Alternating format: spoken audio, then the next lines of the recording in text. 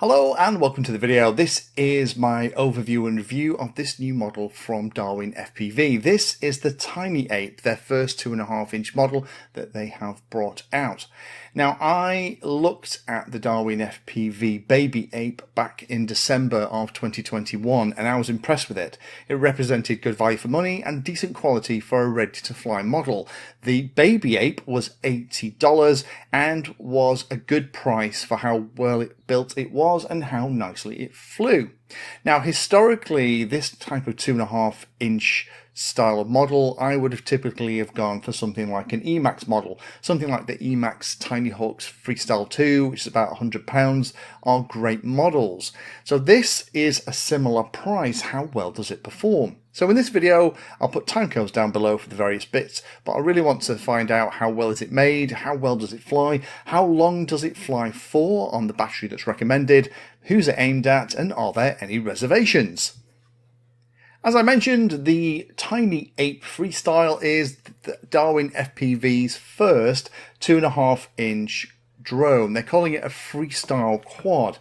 And what they've done is they have tweaked quite a few things. In here is an ELRS 2.0 F411 15 amp Blue Jay all-in-one flight controller, and it has a VTX 006 which has 25 to 600 milliwatts of output power. So coupled with the ELRS system, that should give a reasonable amount of range.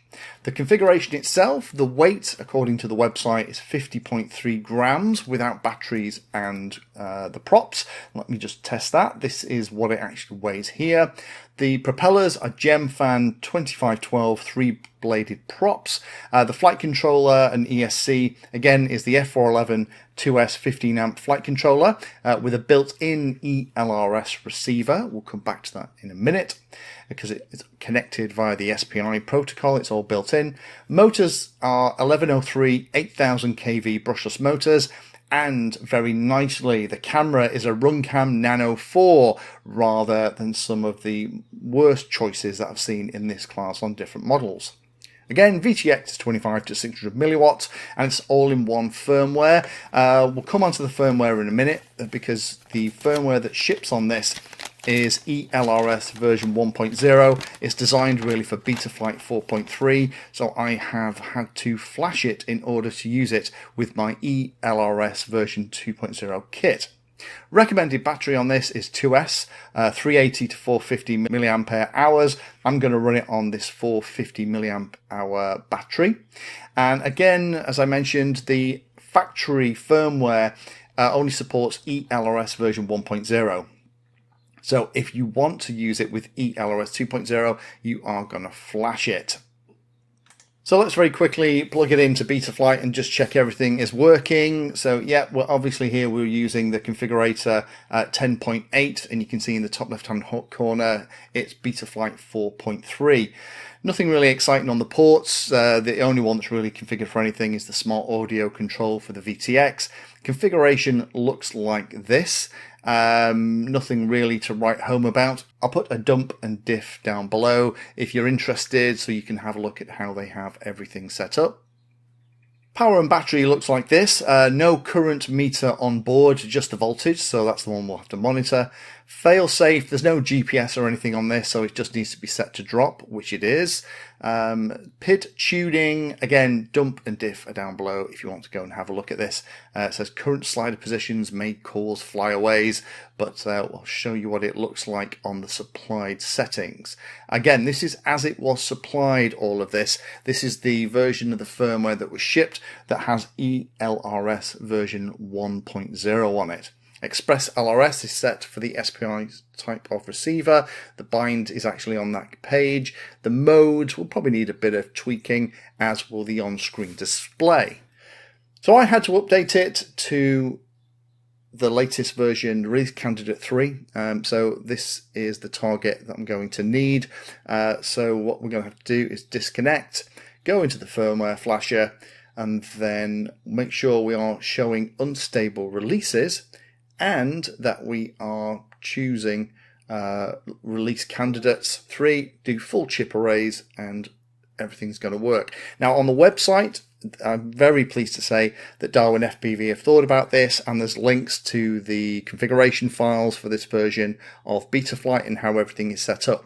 I'll put links to all those files that I've used for this setup down in the configuration below.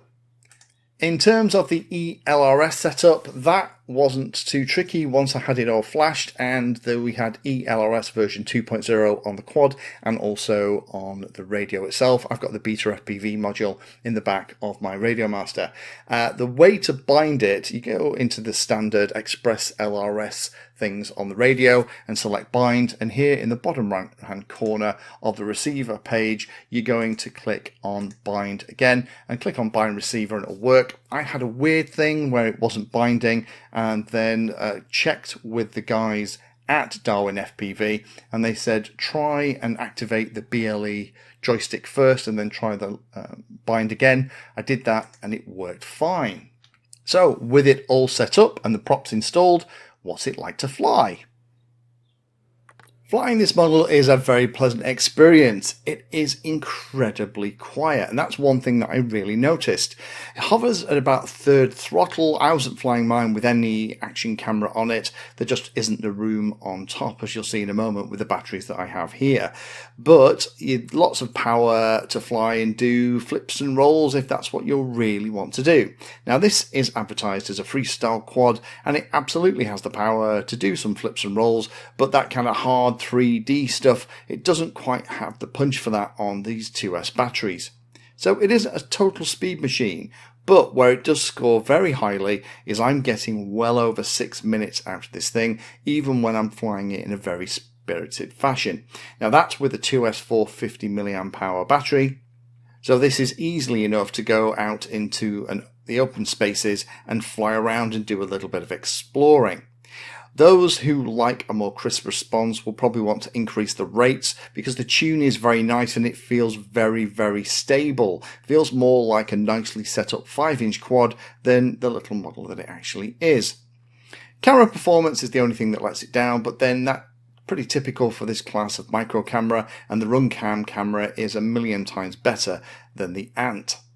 So there are lots of things that I like about this. I like the way that it flies. I like the idea of an all-in-one flight controller that comes with ELRS, that when you update it, updates you to the latest and greatest version. I like the fact it's got a decent amount of flight time. Anything over 6 or 7 minutes for this class is what I personally like. I don't like to just fly for 2 minutes at a time because I'm just getting into the zone after those couple of minutes. And it is very nicely made with good choices for the pieces. The flight controller, ESCs, the motors, the props, the little frame and the camera as well all go together to make a really nice quadcopter. Couple of things to be aware of though. It is an XT30 connector on here. I personally like that, but I needed to order these new batteries to go with it. Again, these are the ones that I have here. These are the GN3 450 mAh 2S batteries. They seem to be a very nice fit for it. It'll just fit on top. You may need to do the update for the ELRS version that you are using. Again, as it has been shipped, it is shipped for ELRS version 1.0 transmitters. I don't think there's many of us who are using 1.0 anymore, so you are going to have to update Betaflight's target on this to get the latest version, ELRS version 2, to buy on your radio. Linear antennas, of course, are going to be needed on the goggles for FPV, although I've flown it with both linear and circular polarized, and it's worked well with both.